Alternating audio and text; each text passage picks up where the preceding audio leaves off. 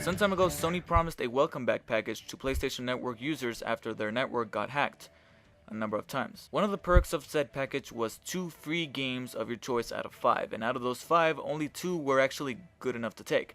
And now here I am to review one of them. LittleBigPlanet is a platforming game by the guys at Media Molecule.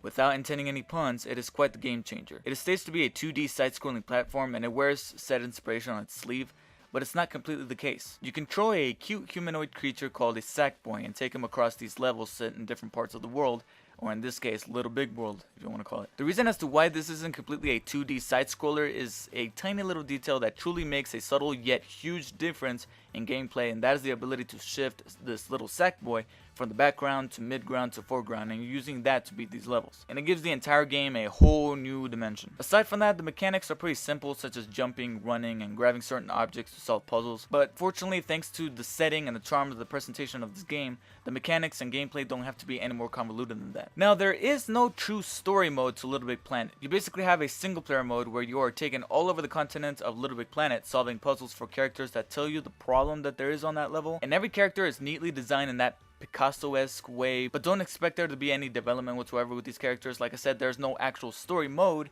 and with that comes no actual characters. They're more like caricatures that, through the means of speech bubbles instead of actual dialogue, tell you what you have to do as you move along. This is mostly a nitpick, as through the design of these critters, along with the music and the level design, you can't help but be invested into this world. Frankly, I do hear that all of this is kind of changed and fixed in a big way in the sequel, but we'll talk about that another time. Of course, I can't end this review without mentioning the creation mode. The ability to customize your own Sackboy in-game and out, as well as create your own levels to post on the PlayStation Network, is practically what LittleBigPlanet is mainly known for pretty much everywhere. And what I didn't know at first that makes the single player mode and the creation mode complementary to one another is the fact that the only way to make a very diverse and creative level on your own is to collect as much content to put into your level as you can along your platforming journey in the single player mode. And I thought that was great. I love that, and it gives the game a great amount of replay value. As for actually designing your own level, the mechanics aren't complicated, but you may feel a little lost along the way. Lucky for you, this can all be fixed thanks to helpful, informative, and yet humorous tutorials. My only problem with these tutorials is that there's 2 kinds. One is a little menu option separately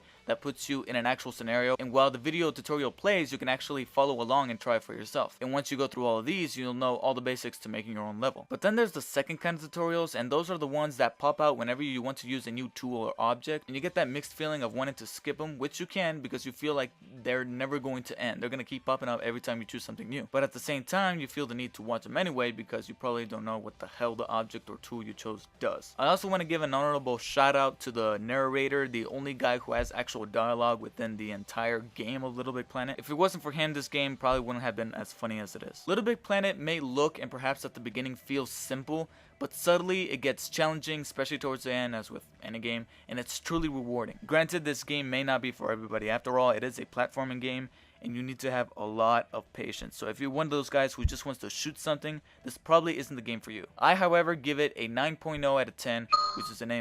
Along with its great puzzle and level design, catchy soundtrack, and vast customization, and cute little Sackboy, this game lays a charm that kids and adults will find endearing that a lot of games can't do.